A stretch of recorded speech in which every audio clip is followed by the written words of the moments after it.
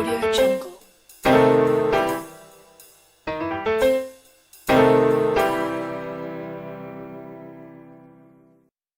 Hola, bienvenidos de nuevo a su canal, La Espada del Espíritu. En el día de hoy pues pienso compartir un estudio sobre un pasaje en la palabra de Dios ubicado en el libro de Mateo, capítulo 26, versículo 41. Pues entonces vamos a leerlo desde el versículo 36 hasta el 46.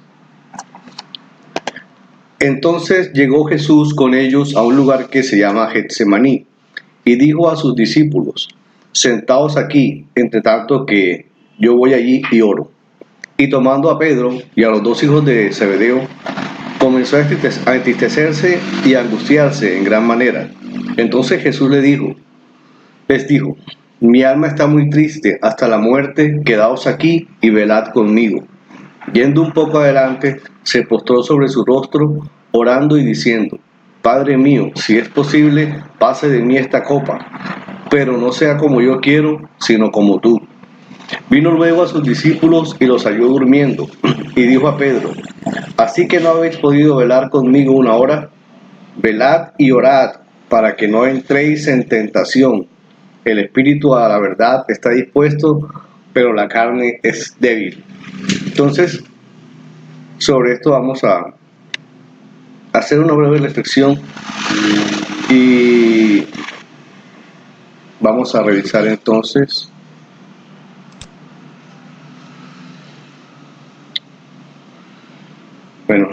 en este pasaje en particular, cerca de la medianoche, el pequeño grupo de discípulos guiados por Jesús llegó al huerto de Getsemaní, lugar donde Jesús acostumbraba a orar, como dice en Lucas 22:39.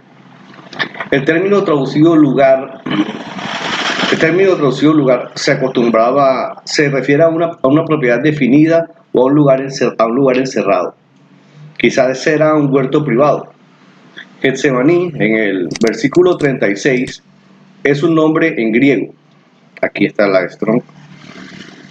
De origen caldeo, que quiere decir prensa de aceite, que viene del arameo y quiere decir prensa de olivas.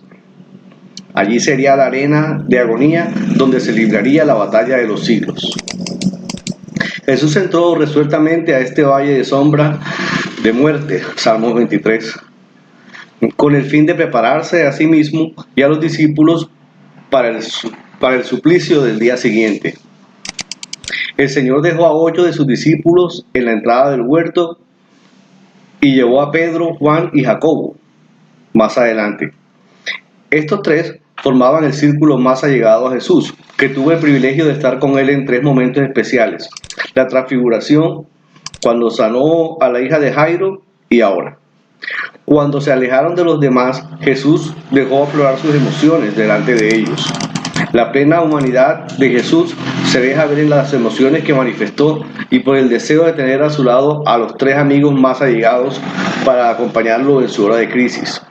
Entonces comenzó a exteriorizar lo que había llevado en su corazón durante meses: una profunda tristeza y angustia de alma. El verbo griego que se traduce angustiarse, de un derivado de adeo, estar harto para hacer algo, quiere decir estar harto de hacer algo, estar harto para hacer algo, que se traduce angustiarse. Es de origen incierto. Bueno, ya vimos que no es tan incierto porque aquí en la concordancia determinamos que es derivado de adeo. Lo más probable es que se refiere a una pena intensa o corazón pesado. Mi alma está muy triste hasta la muerte, versículo 38. Describe aún más la intensidad de las emociones que Jesús sentía, un grado que ningún ser humano puede entender cabalmente. Alma aquí se refiere al asiento de los sentimientos y las emociones. El alma de Jesús se menciona solo aquí y en Juan 12:27. El mandato "quedaos aquí y velad conmigo" No tenía el propósito de alertarle cuando viniesen los enemigos para que él pudiese escapar o se escondiera. Más bien, Jesús deseaba el sostén y compañía de estos discípulos que estos discípulos podrían proporcionarle en su hora de angustia. Jesús elevó 3 oraciones al Padre que los 3 discípulos pudieron oír claramente. No fue una vana repetición ni una mera forma mecánica o rutinaria de orar. Más que nunca desnudó su alma ante el Padre, en presencia de sus 3 discípulos. Fue una prueba real, una lucha real, una angustia real, una victoria real. Se dirigió a Dios con la confianza de ser su Padre. Marcos registra el nombre en arameo Abba y en griego Pater. A pesar de haber afirmado su rostro para llegar a Jerusalén, Lucas 9:51, sabiendo que lo iban a matar, en la primera oración parece que Jesús vacila ante la perspectiva de la cruz. Dice, de ser posible, es una frase condicional de primera clase que da por sentada la realidad de la premisa. A veces esta clase condicional se traduce puesto que, es decir, puesto que es posible, pase de mí esta copa. Jesús sentía en ese momento que había una posibilidad de no ir a la cruz. Ratifica, sin embargo, su disposición de cumplir al propósito para el cual vino al mundo. En la agonía de este momento, como en la tentación después del bautismo, Jesús se somete a la voluntad del Padre. La copa se refiere a la muerte. Los 3 discípulos, al oír el término copa, quizás recordaron lo que les había dicho 2 días antes.